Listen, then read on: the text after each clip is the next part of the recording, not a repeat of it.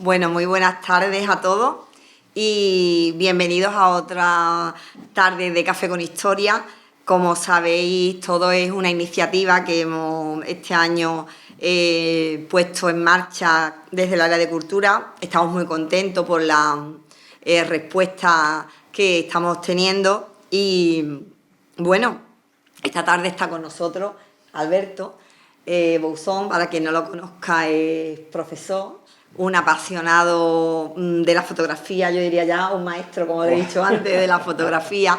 Ya varias veces nos ha visitado, estuvo aquí en el hall, tuvo una exposición, Infravisiones, ¿no? Recuerdo, y este verano también en el Faro, pues también hizo una exposición del Rompido. Y hoy pues viene a hacernos una ponencia en estas tardes de Café con Historia de la historia de la fotografía y el revelado en cianotipia. Lo tengo que leer porque es complicado.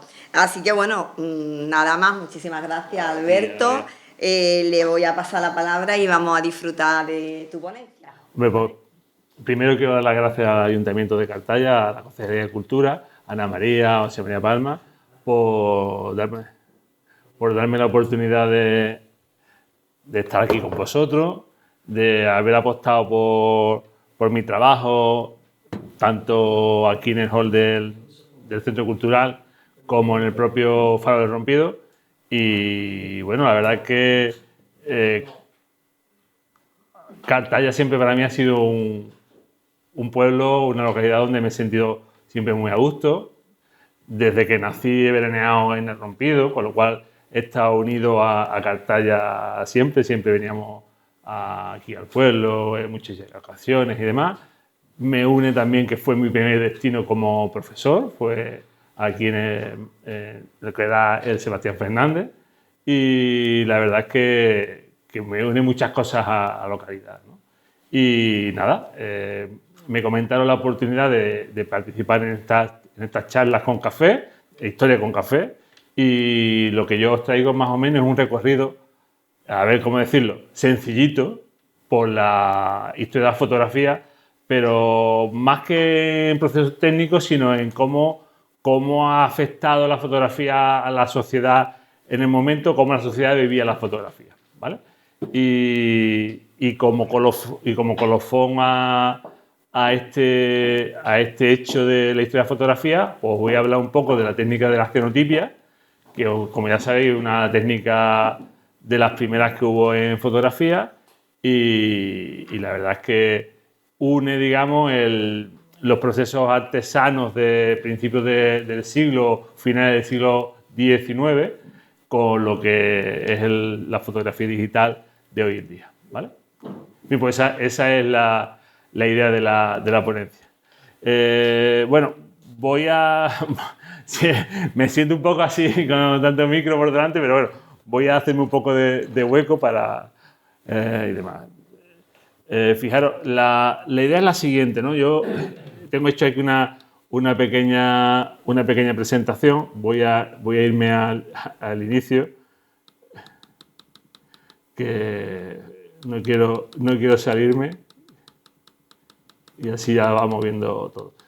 El origen de la fotografía yo lo sitúo mucho antes de que se desarrollara, de que se inventara, porque el origen de la fotografía es la cámara oscura, ¿no? No sé si conocéis el fenómeno de la cámara oscura, que esto es algo muy antiguo, que desde la Edad Media, incluso de antes, ya se conocía. Es decir, el hecho de que en una habitación, en un receptáculo, se podía abrir un pequeño agujerito, muy pequeñito, del tamaño, en función de la habitación, tamaño de un tapón de botella o incluso más pequeño, de tal forma que la luz se canalizaba por ese orificio y proyectaba la imagen que estaba fuera de esa habitación en la pared frontal, ¿no? Y se podía ver lo que pasaba fuera de la casa directamente por la luz que entraba por ese orificio. No sé si había ido alguna vez a la Torre Tavira, ¿no? En Tavira o en Cádiz, ¿no? Es que no me acuerdo ahora mismo de nombre. Estos lugares donde hay este fenómeno de la cámara oscura y te hace un recorrido por la ciudad desde la torre, ¿no? En Tavira podéis visitarlo, que la verdad que es muy interesante y está aquí cerca. Esta cámara oscura, que ya digo que fue se utilizaba desde tiempos remotos, muchas personas intentaron o buscaron la forma de cómo poder captar esa imagen, ¿no? Muchos querían, estudiaban el fenómeno, pero se sentía un poco defraudado porque, claro, ellos lo que querían era fijar la imagen. Por ejemplo, Aristóteles incluso y Leonardo estuvieron trabajando en estos conceptos de fijar la luz, de cómo, de qué inventar para que esta luz se quedara fijada, pero evidentemente sin ningún tipo de éxito y demás. Fue más adelante, fue ya, perdón, no veo aquí nada, aquí, disculpa.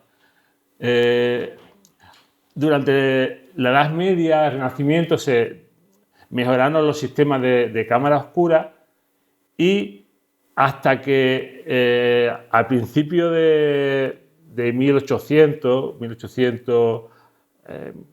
y poco, Niepce, Daguerre y Talbot, que fueron los primeros precursores de la fotografía, que consiguieron, gracias a una serie de reacciones químicas de la plata, fijar la luz que entraba a través de una cámara oscura. De hecho, la primera foto que se supone que hay constancia y está registrada y demás es la que aparece en la pantalla, que es una visión de lo que se veía desde la ventana de Niepce, ¿vale?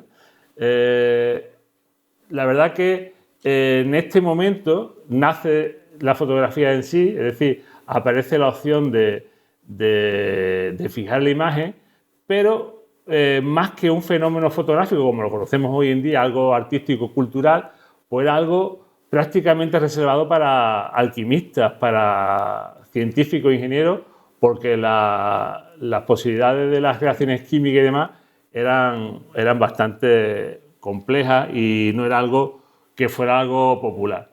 Sin embargo, sí, Niepce intentó popularizarlo e hizo los primeros pinitos vendiendo sus propias cámaras. Pero fijaros que, como veis el diagrama, la cámara de Niepce era casi el baúl de la Piqué, ¿vale? Entonces, él patentó el sistema e intentó venderlo, creó su propia empresa e intentó venderlo, pero sin mucho éxito.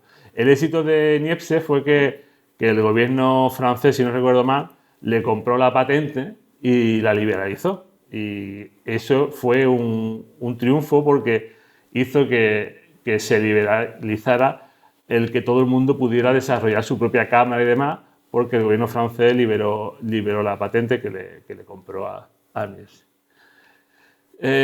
Dicho esto, una vez que ya los conocimientos científico-técnicos para fijar la imagen,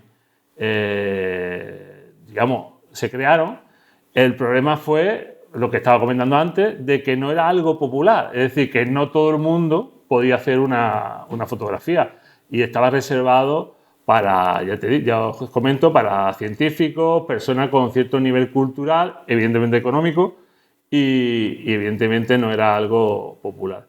Durante esa misma época, a los pocos años, John Frederick William Herschel, en 1842, desarrolló la cianotipia, que era un procedimiento que lo que intentaba era popularizar la fotografía.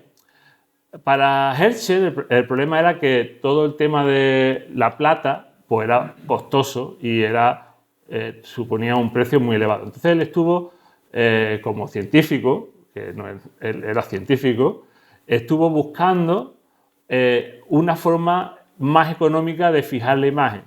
Entonces él desarrolló con sales de hierro una técnica en la que se fijaba la imagen con un característico azul, el azul prusiano, azul Prusia.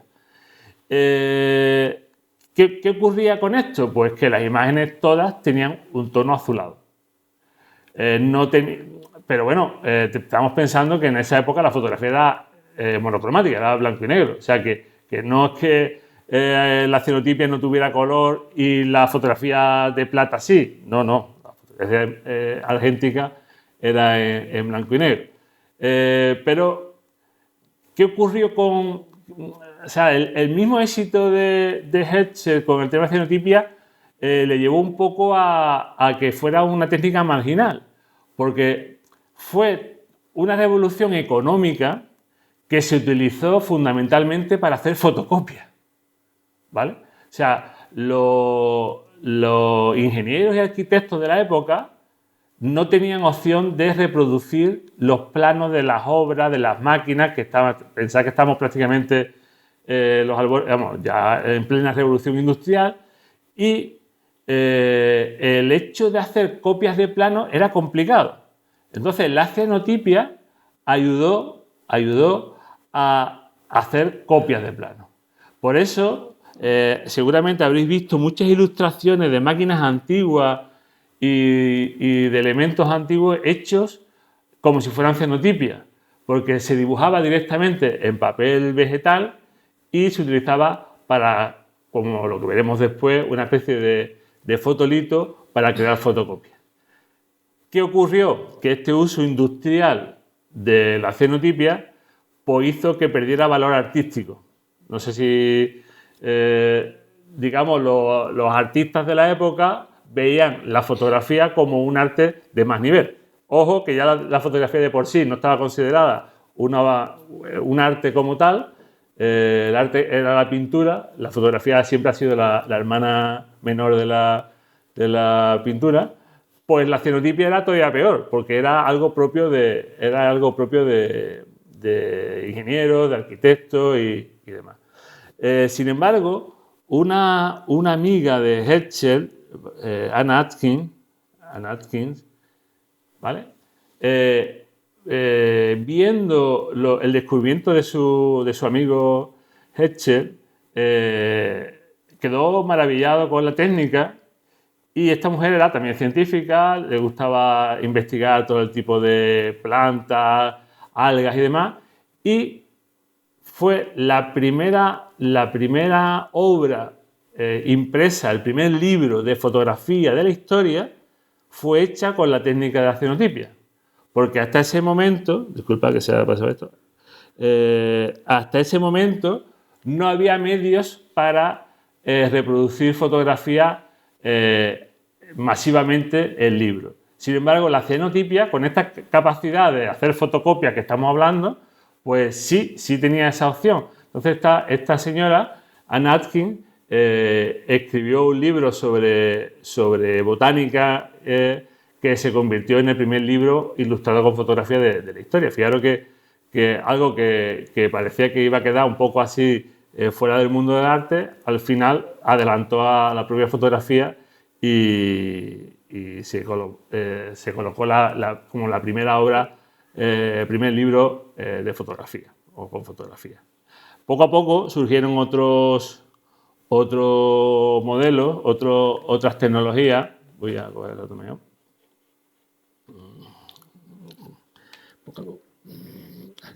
¿Vale? Apareció, por ejemplo, la técnica del colodión húmedo. Esta técnica se sigue utilizando hoy en día. Lo que pasa es que utiliza una química que sí es una química, vamos a llamarla peligrosa. Aunque en principio nada de lo que vamos a utilizar en cianotipia es peligroso. Es decir, que son químicos derivados del hierro que como mucho que te hacen es mancharte. Evidentemente no lo vamos a beber, no lo vamos a tragar ni lo vamos a respirar, pero que quiero decir que no es una química que sea ácida, que reaccione, ni mucho menos. Sin embargo, el collodión húmedo sí hay que tener mucho cuidado porque tiene cierto grado de peligrosidad, ¿vale? Sin embargo, el collodión húmedo como técnica fotográfica era aún más avanzada porque se conseguía más detalles, se conseguía más definición y las copias dicen que son duraderas, tienen una durabilidad infinita. Yo lo que he hecho con cianotipias que yo tengo hechas, la verdad es que su durabilidad también es larga y se constata de que hay obras hechas en cianotipia con más de 100 años, bien preservadas y no se han estropeado, ¿vale? Fijaros que estamos en un momento en el que la fotografía, aunque ya se ha inventado, pero socialmente apenas tiene repercusión. Muy pocas fotografías, muy pocas familias podían acceder a la fotografía. Era algo destinado solo a familias acomodadas que podían contar con su fotógrafo de la familia o un gabinete de fotografía, pero era algo muy escaso, no estaba muy evolucionado, no estaba muy integrado en la sociedad.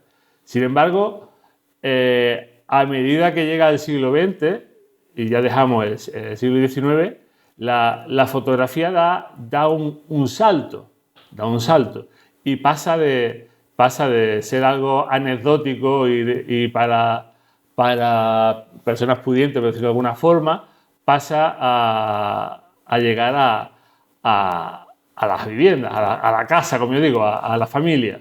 Y esto fue porque empezó a aparecer la famosa cámara Kodak, la película fotográfica, como veremos después, y el concepto de que la fotografía es solo apretar un botón. Fijaros que ya en los albores del siglo XX ya había quien decía que la fotografía era simplemente apretar un botón. Este fue el mayor, digamos, desarrollo de la fotografía. Kodak, George Eastman, lo que hizo fue decirle a la familia que la fotografía no era algo complicado, que ellos lo único que tenían que preocuparse era por tomar la foto y que después ellos en sus laboratorios se encargarían del resto. Entonces, para la familia, pues fue una cosa muy interesante porque ya le llegaban las cámaras con un tamaño reducido, con su película, y lo único que tenía que hacer era tomar las fotos que quisiera y llevarlo al laboratorio de turno o lo que sea, ¿no? Entre los avances más importantes de la época, pues fue la introducción de la película de cine. La película de cine se convirtió en película fotográfica. Vieron que el tamaño del fotograma de cine era muy adecuado para acoplarlo a una cámara fotográfica. Aparece este ingeniero que veis aquí en la imagen, que es Oscar Barnack, que trabajaba para Leica, y aparecieron las primeras Leica, que eran las cámaras de bolsillo, las cámaras profesionales de tamaño reducido. ¿Esto qué hizo? Que la fotografía llegara a cualquier lugar del mundo, ¿no? Ya aparecieron los fotoperiodistas. Antes un periodista fotográfico tenía que llevar una cámara grande de placas y evidentemente pues eso suponía ir cargado, poca agilidad, muchos problemas. Al aparecer la cámara pequeña, cámaras Leica con el tamaño de negativo que conocemos hoy en día, de 35 milímetros, pues ya le dota al fotoperiodista de una agilidad que incluso le permite ir a la guerra, por ejemplo en la Guerra Civil Española, ¿no? Donde aparecen los famosos fotoperiodistas que incluso entran en batalla directamente con la cámara y ayudan a transmitir al resto del mundo pues los diferentes hechos bélicos que había en Europa a principio mitad del siglo XX. ¿Vale? Otro hecho decisivo de la época, poco más adelante, en el 35 aparece la fotografía a color. Esto ya sí fue un auténtico impulso a la fotografía, ¿vale?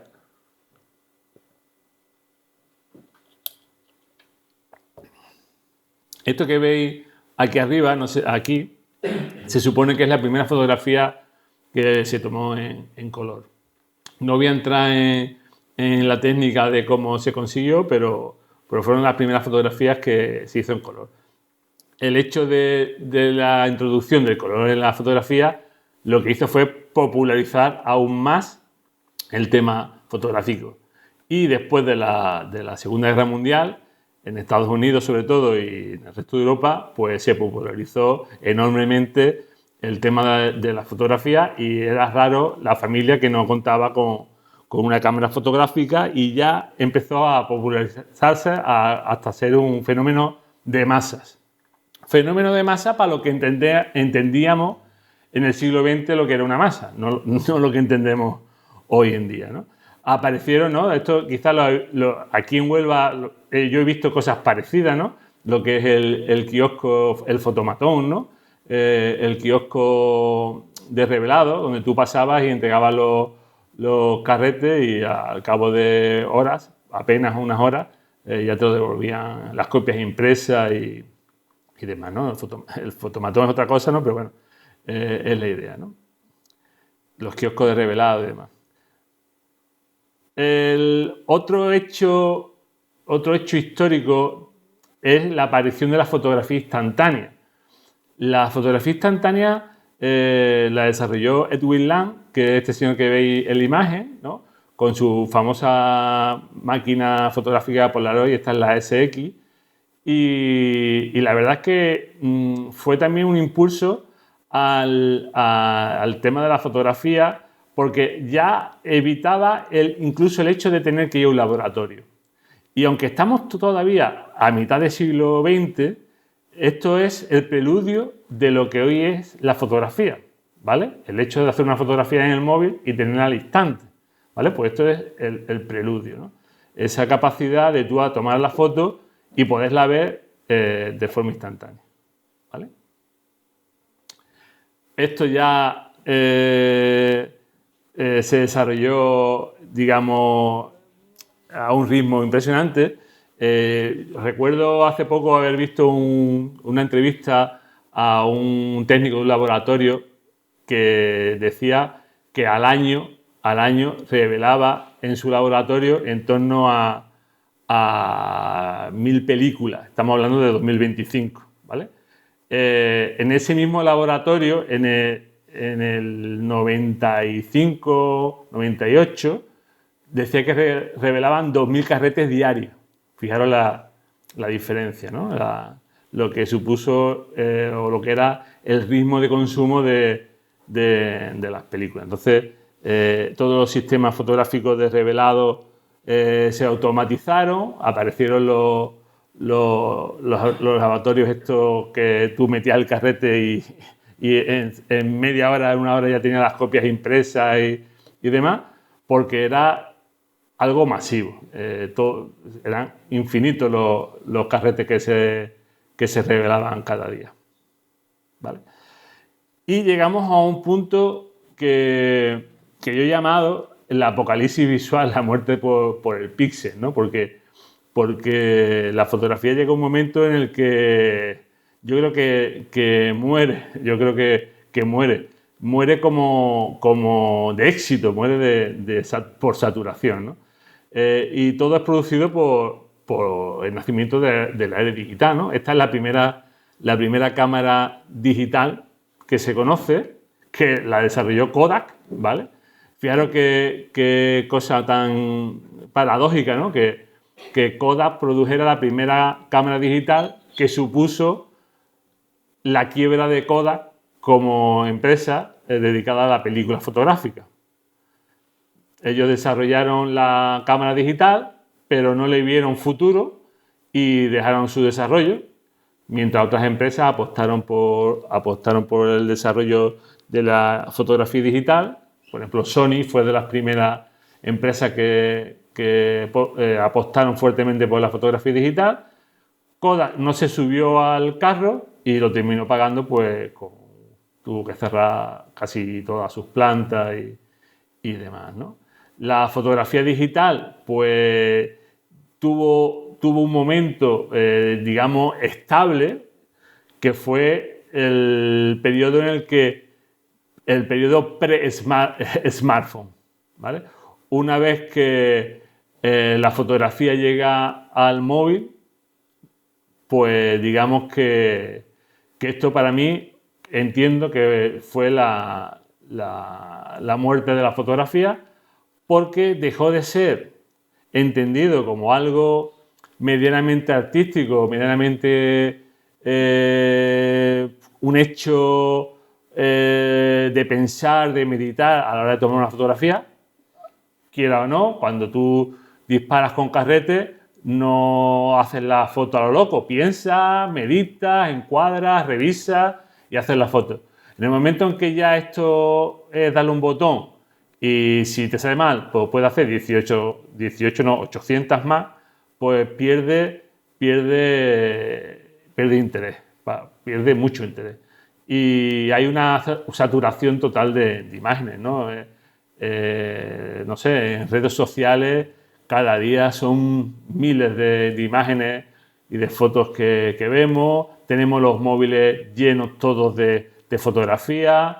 De mis hijas de bebé tengo 1000 fotos diarias, desde que está bien, ¿eh? Ojo, yo no lo critico, ¿no? Pero esto hace que todavía la fotografía pierda entidad como elemento artístico, ¿no? Vamos a decirlo de una forma así, la banalización total de la fotografía, ¿no? Y esta saturación, pues brutal, ¿no? Porque es que cualquier persona que le guste la fotografía, si entramos en aparte, además, todo el tema de Internet, ¿no? Las redes sociales.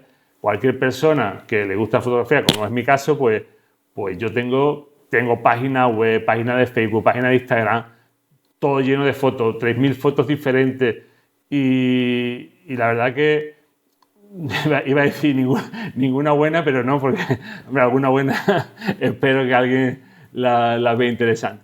Pero genera una saturación, ¿no? Y como estaba comentando al principio, antes de empezar la charla, ¿no? Nos vemos supeditados al algoritmo, ¿no? El algoritmo es la que decide lo que tenemos que ver y lo que no tenemos que ver. Y la verdad que es una pena, ¿no? No sé, la verdad que antes de apagar las luces, la imagen que tenía delante pues era un aforo de público de mi edad, que podemos tener quizá álbumes de fotos en papel y digo quizá, de vez en cuando los sacamos y los veamos. Pero si buscamos un par de saltos atrás, personas que tengan 30 años, 20, ellos no tienen esos álbumes de fotos en papel, no tienen nada. Lo que tienen es quizá algunos sus recuerdos en el móvil y que no lo pierdan, ¿vale? Porque eso está ahí en el aire, ¿no? Esto está ahí en el aire.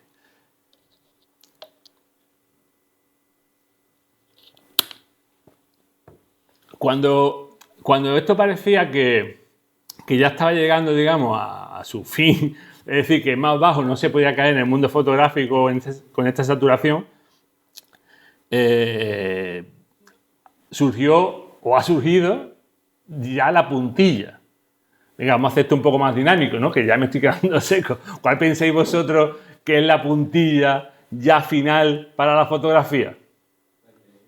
La inteligencia artificial. Exactamente. ¿Vale? Es decir, la inteligencia artificial es ya el punto que ya remata el tema de la fotografía, ¿vale? Y yo precisamente no soy, no estoy en contra del uso de la inteligencia artificial. Yo, de hecho, la uso constantemente en mi trabajo, porque como yo soy poco inteligente, pues me ayuda y colabora conmigo, o yo colaboro con la inteligencia artificial, ¿no? Pero sí es cierto que supone una paradoja el tema de la fotografía con inteligencia artificial, ¿no? Como yo soy bueno, ahí está mi mujer que lo puede contar, estoy constantemente investigando con el tema este de la inteligencia artificial, pues un día le pregunté a la inteligencia artificial qué era para ella la fotografía. O sea, si ella se sentía creadora de fotografía. Y la respuesta que me dio, porque los puñeteros, las puñeteras, pues no sé qué género tiene, afinan muy bien, ¿no? Me permití, os leo la respuesta que me dio una inteligencia artificial. No recuerdo cuál fue de las que uso, ¿no? Dice, desde mi perspectiva, como inteligencia artificial, para mí, si puedo expresarlo así, el paradigma de la IA supone una transición del ojo al algoritmo. Y esto para mí es muy importante. Dice, no tengo mirada ni experiencia sensible. Mi relación con la imagen es estadística, no es emocional. Veo patrones, no veo belleza. Veo correlaciones, no memoria. Por tanto, cuando genero o analizo imágenes, no interpreto el mundo. Reconstruyo posibilidades de un mundo que ha sido. ¿Vale? Es decir, que evidentemente, totalmente carente de alma, evidentemente, carente de cualquier dinámica que podamos llamar atisbo de obra, ¿vale? Es decir, la IA no sustituye al fotógrafo, ¿vale? Puede ayudarte, puede eliminar ruido, puede borrarte una lata de Coca-Cola que esté tirada en el paisaje, pero poco más, ¿no? La verdad es que para mí, como fotógrafo, he hecho mis pinitos haciendo fotografías con IA. Por ejemplo, esta que veis aquí en la imagen, esta foto de este sendero, de este riachuelo en la sierra, lo publiqué en mi Instagram sin decir que era hecho con inteligencia artificial, ¿no? Y puse un comentario diciendo que hacía tiempo que no veía los senderos estos en la sierra de Huelva, ¿no? Y después de analizarlo, como buen fotógrafo que soy, que estoy obsesionado con los me gusta y estas cosas, después de analizar los me gusta, los corazones que tenía esta foto, resulta que es la que más tiene de mi perfil, cosa que me supuso un trauma durante un tiempo, ¿no? Entonces, vengo a decir con todo esto que el hecho de que tú puedas crear imágenes o fotografías, por decirlo de alguna forma, directamente con el ordenador sin pasar por la cámara, pues yo pongo en duda de que eso haya que llamarle fotografía. Habrá que llamarle otra cosa, pero fotografía no. Yo, como fotógrafo, me siento mucho más feliz llevando mi cámara, mi trípode, bajándome al barro y haciendo fotos en el río Piedra, en la Marisma o donde sea, ¿no? Que no en un ordenador pidiéndole a un bicho que me haga una foto de un bosque en la sierra con piedras y riberas, ¿no? En fin, pero que si antes las redes sociales pues ha sido una puntilla, pues esto ya ha sido el punto final. Bueno, no quiero ponerme trágico ni melancólico porque esto es como todo, esto es lo que cada uno viva la fotografía o quiera sentirla, ¿no? Y ya está, ¿no? ¿Qué ocurre? Pues que como yo he sido fotógrafo, voy a hablar un poco de mí, he sido fotógrafo, prácticamente me considero fotógrafo digital. Yo, aunque tiré mis carretes, pero la mayoría de mis fotos son casi todas digitales. Hace poco volví a retomar la fotografía analógica, tengo ampliadora, tengo un pequeño laboratorio en casa. Pero casi todo es digital.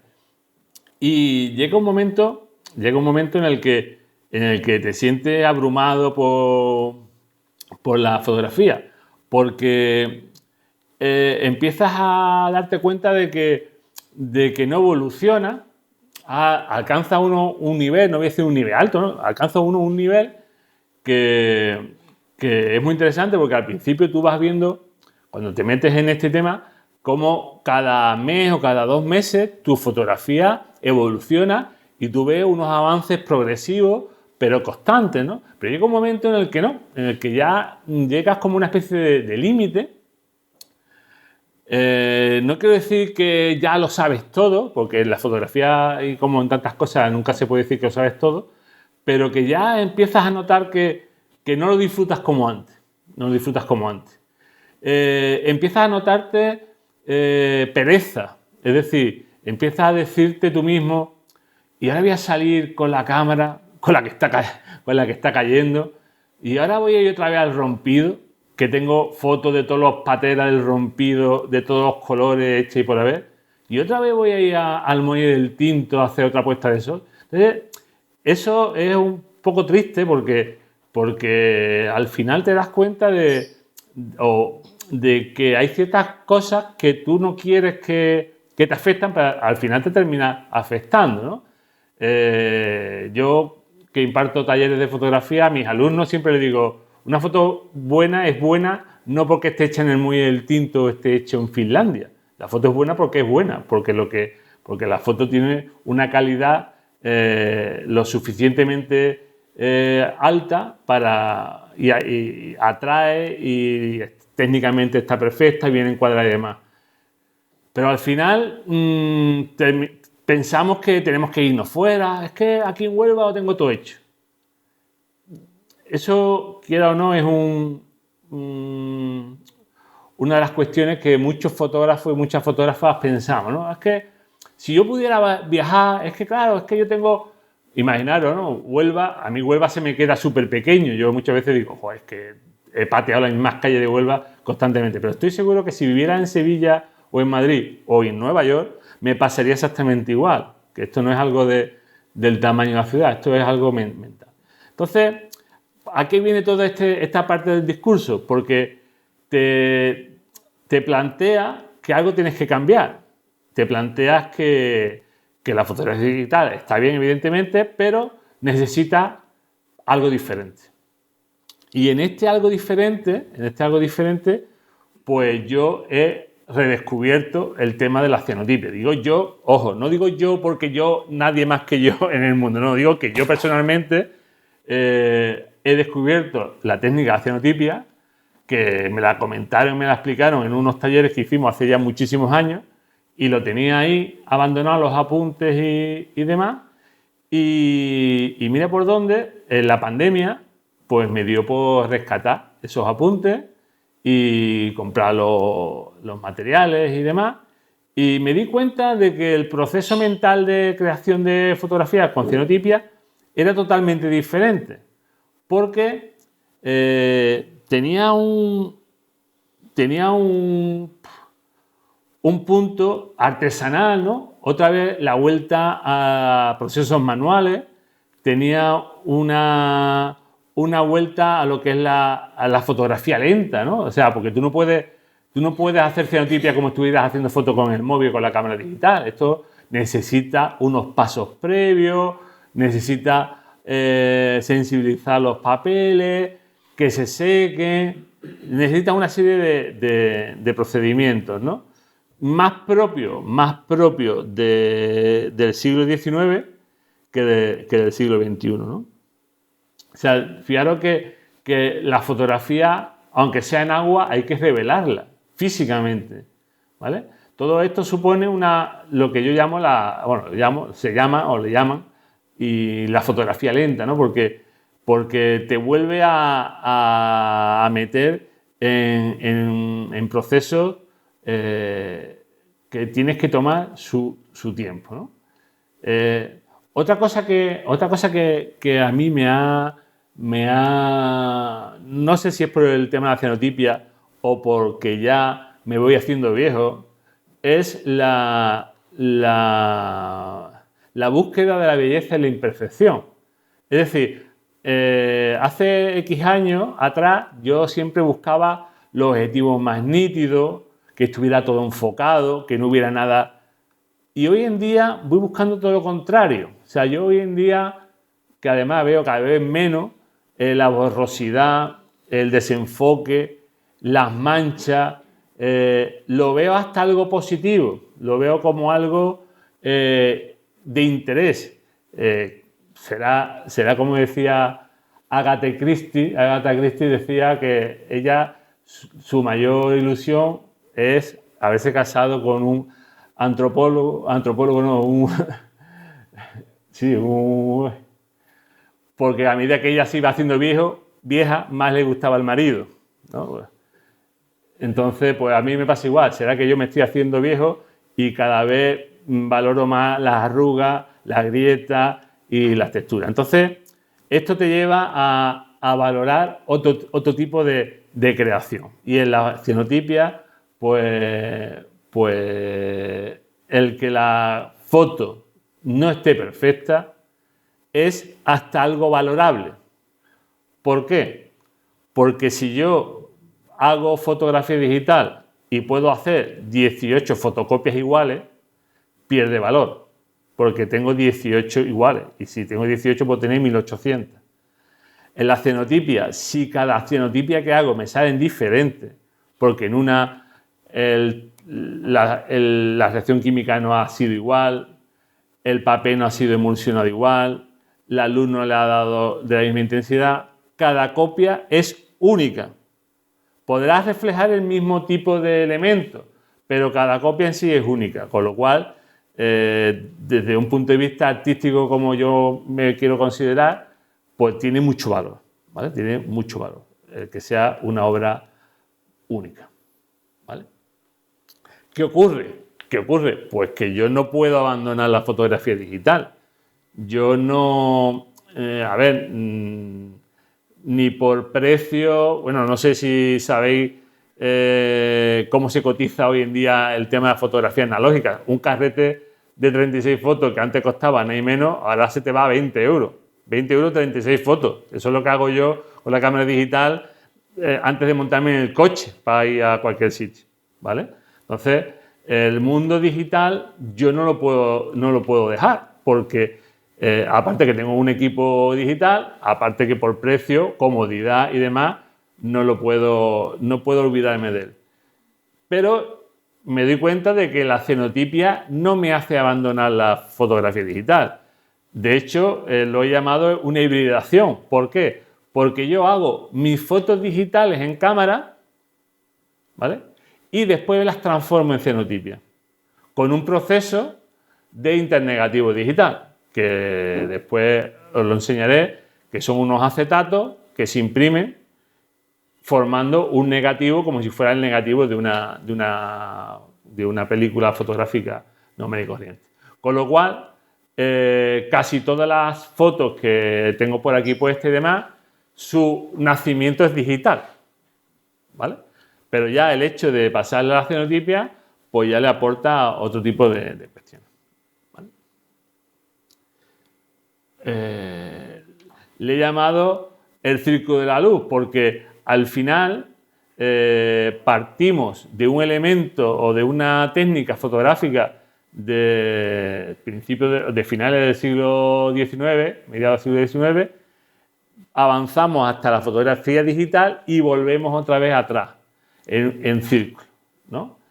Después esto es muy interesante porque esto después se desarrolla y puedes hacer tratamientos químicos a la copia, puedes hacer virados, después os enseñaré virados con café, hoy que es café, historia con café, está bien traído, ¿vale? Y entonces le da un punto más al uso de la cianotipia, ¿vale? Todo esto hizo que que hará un año más o menos, pues decidí coger todos mis apuntes de cómo he trabajado la cenotipia y iba a decir escribir un libro está feo, porque no lo he escrito. Lo único que he hecho ha sido pasar limpio los apuntes, mis apuntes. ¿De dónde he sacado los apuntes? Pues algunos de cursos, de talleres que he ido, de videotutoriales que he visto, de mis propios experimentos. Entonces lo que hice fue pasarlos a limpio. Y como sabéis que hoy en día producir un libro, autopublicarse, es relativamente fácil y sencillo, pues yo me lo he autopublicado y lo tengo por ahí para explicar a mis alumnos cuando doy los talleres, pues que tienen la opción de empezar a trabajar este tipo de prácticas. Y entonces llegamos al momento que nos trae aquí, ¿no? Fundamentalmente, ¿no? Que es hacer una pequeña demostración práctica del tema de la cenotipia y veros cómo se produce y veros lo sencillo que es, porque la verdad que es muy sencillo. Yo creo que os va a sorprender la facilidad de la... Estaba hablándole a la nada, ¿eh? Digo, os vais todos a tomar café y yo aquí hablando. Vale, entonces, la idea es más o menos enseñaros un poco el proceso para que veáis que es muy sencillo y que incluso con fotografías del móvil se puede hacer. Os voy a enseñar un poco los materiales, ¿no? He traído un poco de todo, ¿no? He traído algunas copias pequeñitas, ¿no? Si queréis para que las paséis, para que veáis, digamos, la calidad que es y demás, ¿no? Que son copias de pruebas y demás. Me van a pasar a verla. Y os cuento un poco de cómo se hace todo el tema este, ¿vale?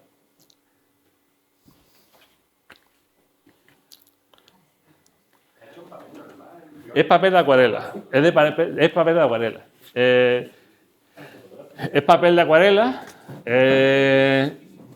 Papel normal, que esto se vende en papelería normal y corriente, que no es papel fotográfico, que no tiene ningún tipo de nada. Papel de acuarela de 300 gramos. ¿Por qué de 300 gramos? Porque esto hay que empaparlo, hay que mojarlo, hay que lavarlo. Entonces, que tenga algodón también es bueno, porque es más resistente, ¿vale? Entonces, nosotros cogemos el papel y lo que hacemos es cogemos los productos químicos, pero vamos a ir por partes. El papel, listo, ¿no? Papel lo tenemos, papel normal y corriente. El punto, digamos, quizás más complicado es los productos químicos. Yo ya que no veo, son derivados del hierro. No me preguntéis qué, pero los dos derivados del hierro. Uno un óxido, otro óxido no sé qué, ¿vale? Para simplificarlo, en todos los libros le llaman a un óxido el A y al otro el B, ¿vale? Esto se compra en tiendas, en Amazon, por ejemplo, hay. En Huelva creo que no. En Huelva creo que lo único que lo vende soy yo, ¿vale? Pero que es fácil de encontrar. En Amazon lo venden en botecitos de plástico, así tal cual. Estos botes así aguantan años, no se estropean. De hecho, los de Amazon, muy conocidos de Jacquard, que es una empresa americana, lo que te venden son los botes con los elementos químicos en polvo. Entonces, cuando tú lo llegas, le echas el agua. Llenas el bote de agua, lo mezclas y ya tienes sustancia. Entonces, en principio esto en botes opacos, o por lo menos de estos así enmerilados, que no le dé la luz del sol, pero no porque se vayan a poner, sino por el calor. Pueden estar en una estantería, en un cuarto, sin problema. Entonces, lo que hacemos es, a partes iguales, la misma cantidad de A y de B, la echamos en un vasito, mezclamos con el pincel y pintamos el papel, ¿vale? Esto lo tenemos que hacer sin que nos dé la luz del sol. Por ejemplo, aquí, con esta intensidad de luz que hay, en principio no debería haber problema. Pero en casa, si tenéis una ventana cerca, pues lo suyo es bajar la persiana. Pero podéis tener la luz incandescente de arriba porque no se va a estropear. Lo pintáis. El proceso de pintado ya es muy interesante porque te va a dar la base de cómo va a ser la imagen. En las fotos que yo he pasado veréis que los bordes están sin rematar, ¿vale? Yo he traído aquí varios papeles preparados, ¿vale? Y, por ejemplo, he hecho este en plan oval. He cogido el pincel y he empezado a hacer círculos, ¿vale? Después he cogido, por ejemplo, este otro y he dado brochazos, pero con más intensidad, pero sin rematar los bordes. Lo he dejado con más... ¿vale? Otros los he dejado más pegados al borde. Fijaros que estos serían fallos míos. Es decir, ¿veis que aquí no tiene la misma intensidad? Esto es un fallo. ¡Oh, qué malo! No, qué bueno. ¿Por qué? Porque la copia que voy a sacar de aquí no va a ser la misma que voy a sacar de aquí. Va a ser totalmente diferente. Va a tener unas manchas, unos detalles, unos desenfoques o algo debido a que no he sido uniforme repartiendo el producto químico, ¿vale? Esto yo lo hago normalmente de un día para otro. Preparo los papeles y en un cajón que tengo en casa pues los meto y los cierro y los dejo ahí hasta el día siguiente. Esto, tal como está así, varios días los podéis tener sin problema. Cuando pasa ya mucho tiempo se va oxidando si no se utilizan, ¿vale? Pero casi una semana yo he probado y me funciona, ¿vale? Tamaño, el tamaño que queráis. Esto lo podéis hacer del tamaño que queráis. Yo como fotógrafo lo he orientado a la fotografía, pero este libro, por ejemplo, de Anne Atkins que hemos comentado antes, eran plantas. Esto le podemos poner flores encima, le podemos poner hojas, le podemos poner la botella de agua. Tiene que ser un elemento que sea translúcido. Tiene que dejar pasar la luz, ¿vale? Si es opaco totalmente, lo único que nos va a sacar es la silueta, ¿vale? Entonces, hombre, no digo que algún día no lo haré con plantitas y demás porque es muy interesante, pero yo soy más de fotografía. Entonces, ¿yo qué hago? Yo cojo mi fotografía digital, la edito y las modifico como yo modifico mis fotografías habitualmente y las convierto a blanco y negro y las invierto.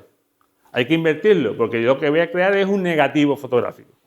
Entonces, aquí veis un negativo, ¿vale? No sé si se verá. ¿Vale? Esto se supone que hay que tocarlo. Una impresora inkjet normal y corriente, ¿vale? No es ni láser. Lo único que hay que tener es que el acetato que compréis tiene que ser propio de vuestra impresora. Me explico. Si tenéis una impresora láser, comprad acetato láser. Si tenéis una impresora normal de tinta, pues una impresora normal de tinta. Esto está hecho con una impresora de 50 euros. No hago más. Y el papel, pues es un papel especial, pero a ver cómo decirlo. Pero en esto hay como todo. Hay jamón pata negra y jamón pata negra 5J. Yo no lo noto, ¿vale? Yo no lo noto, pues esto igual. Este acetato es normal, baratito, pero los hay mucho más caros. Pero yo no noto la diferencia, ¿vale? ¿Esto qué se hace? Pues esto, lo único que hay que hacer es hacer un sándwich. Colocamos el papel, colocamos el acetato, ¿vale? Y necesitamos algo que me aplaste uno contra otro, una prensa, ¿vale? Pero el tema de la prensa, no todo el mundo tiene prensa, entonces hemos desarrollado un invento muy interesante que viene de China, que es el marco clip, ¿vale? El marco clip. Entonces lo único que tenemos que hacer sería desmontar nuestro marco, ¿vale? Voy a hacer esta. Esta no la he hecho, no sé lo que va a salir. Esto es mucho de prueba y error, ¿vale? Esto no es ciencia exacta. Colocamos esto aquí, colocamos esto aquí, colocamos esto aquí, cerramos esto. ¿Y qué tendríamos que hacer ahora? Pues mira, hay un elemento que es muy complicado de conseguir aquí en Huelva, que apenas hay, que es el sol. ¿Habéis notado que no hay sol últimamente? Pues eso. Yo en todos los talleres digo, ¿el elemento que más hay? Pues ya no puedo decir, ya no puedo decirlo. Ya esto ha pasado mejor vida el sol en Huelva, ¿vale? Entonces, estos que están aquí abajo están con sol. Estos están hechos con sol. Sol del Portil. Perdón, que estamos en Caldea. De Nuevo Portil. No vayamos aquí con sol de Nuevo Portil. ¿Vale? Y tienen todos 4 minutos. 4 minutos a las... ¿Perdón? 4 minutos. 4 minutos de sol, pero es importante una cosa. El sol tiene que ser desde las 2 de la tarde hasta las 5 de la tarde. A la hora que no se puede tomar el sol. ¿Vale? A la hora de la siesta. Pero ojo, siesta de 4 minutos. No os vayáis más siesta.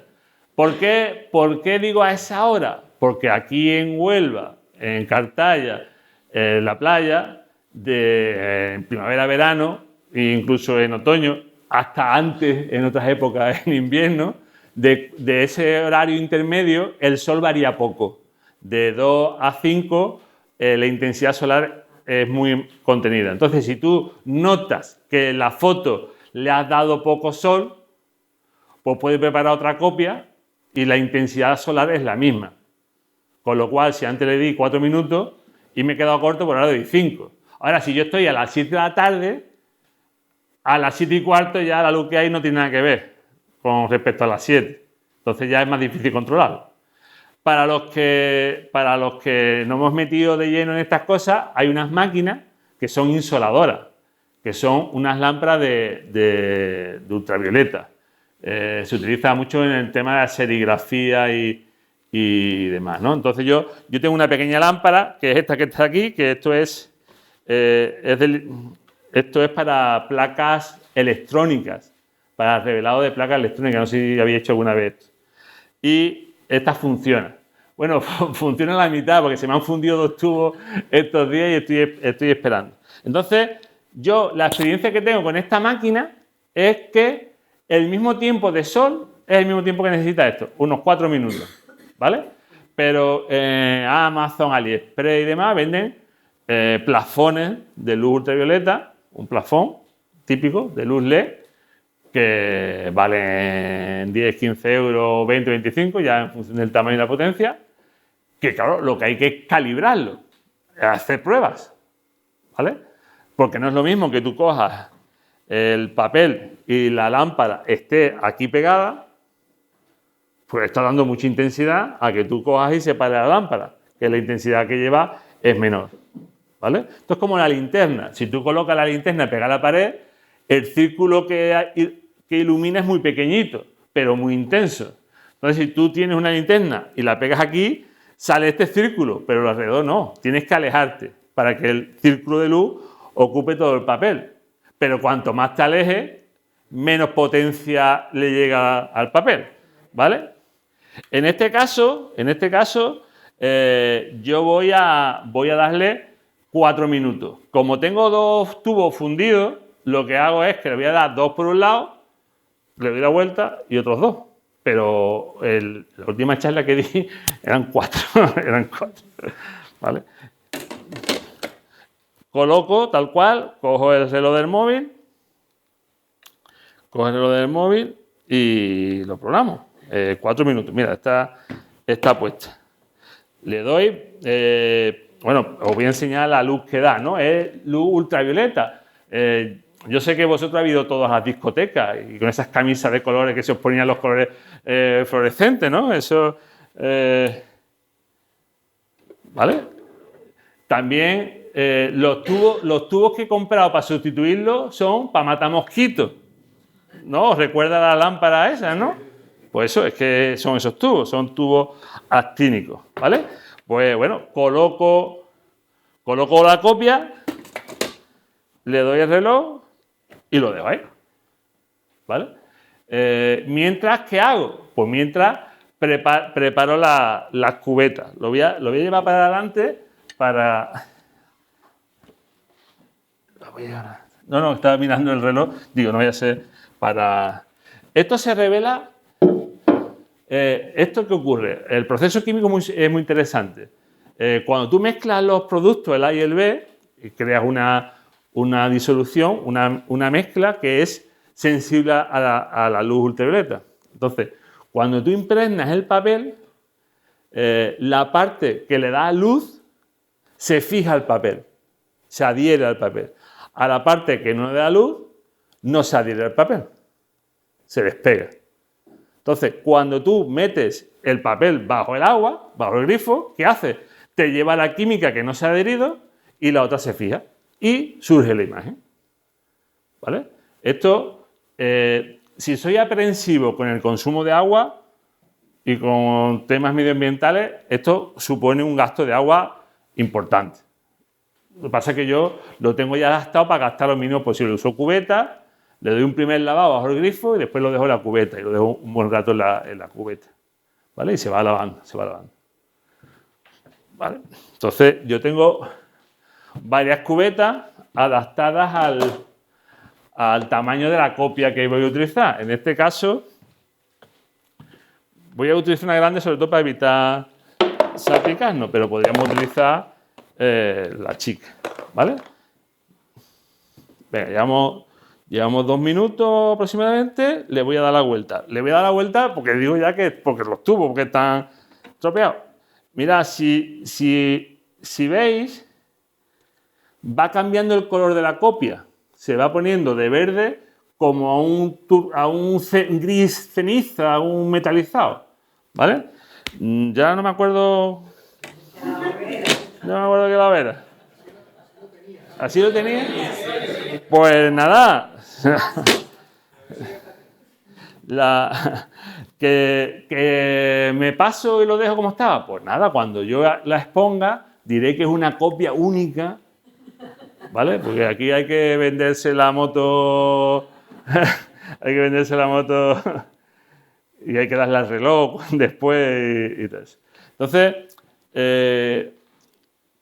lo que estaba comentando, ¿no? He hecho esta copia con la foto de comunión de mi hija para que veáis, ¿no? Esto es una foto digital impresa en mi impresora, ¿vale? Esta es una escenotipia hecha con un negativo que he sacado de esta copia. Y esta es la misma que esta, pero virada con café. O sea, esto la he mezclado después con una solución de café. Bueno, una solución de café suena mal. Un café cargado de café soluble. El más barato que hay es el mejor, ¿vale? Y se mete ahí dentro un tiempo. Y entonces cambia de color. Y lo que era azul se vuelve marrón. Pero fijaros que aquí hay detalle. O sea, de detalle y nitidez y elementos enfocados es casi el mismo el que hay aquí que el que hay aquí que el que hay aquí abajo. ¿Vale? Esto tiene su encanto. Mi hija, pues lo único que me dijo fue que le diera el regalo de comunión, que era de historia de fotos y demás. Vamos, cada uno... No, hombre, no, porque mi mayor fan es mi hija África. Es mi mayor fan. Adriana también, pero África más todavía. Pero hay muchas más opciones, ¿no? Se puede mezclar por ejemplo, con té. Ahora está muy de moda el té matcha. Pues con té matcha se sacan unos colores diferentes. yo uso flor de lis, hibisco, flor de hibisco, que lo tiñe así un tono rosita. Lo que pasa es que es teñido. Hay que diferenciar entre lo que es virado, de virar, del teñido. El teñido lo que hace es lo blanco lo tiñe. El virado ese del café lo que hace es que químicamente cambia la reacción del hierro a un tono, pero químico, no es que se tiña, es duradero. Esto va a pitar ya. Vale, lo quitamos ya. El aceite lo uso de como la zapata del mago. Bueno, en principio, esto se puede volver a meter. Es decir, el que me enseñó a mí esto decía, mira, Alberto, yo lo que hago es pegarle con un poco de cinta carrocero en lo que es el negativo con el papel. Levantaba el negativo y si lo que veía de papel ya tenía el tono que tenía, lo sacaba. Y si no, volvía a poner el papel o volvía a meter en la máquina o lo volvía a poner al sol. Yo hago así y cuando lo bajo ya no está nunca igual. ¿Vale? Bueno, pues sacamos la copia. Lo bueno es que los negativos, si los tratas bien, te duran para siempre. O sea, no se estropean. ¿Vale? O sea, esta parte de aquí arriba, en estos negativos de inkjet, son lisos. Esto se puede hasta lavar con agua, porque la tinta está por detrás. La parte de atrás, la que está en contacto con la emulsión, tiene como una especie de pegamento para que la tinta de la impresora se adhiera al acetato. Esa parte es la delicada, esa es la que no debemos de tocar con los dedos. ¿Por qué? Porque dejamos huellas, ¿vale? No debemos arañarla. Pero bueno, tampoco pasa nada porque se araña. Vamos a quitar, a ver qué sale. Se atisba ahí un poco lo que es la figura de la barca, ¿no? ¿Vale? Pues entonces lo único que tenemos que hacer es echarle agua. ¿Vale?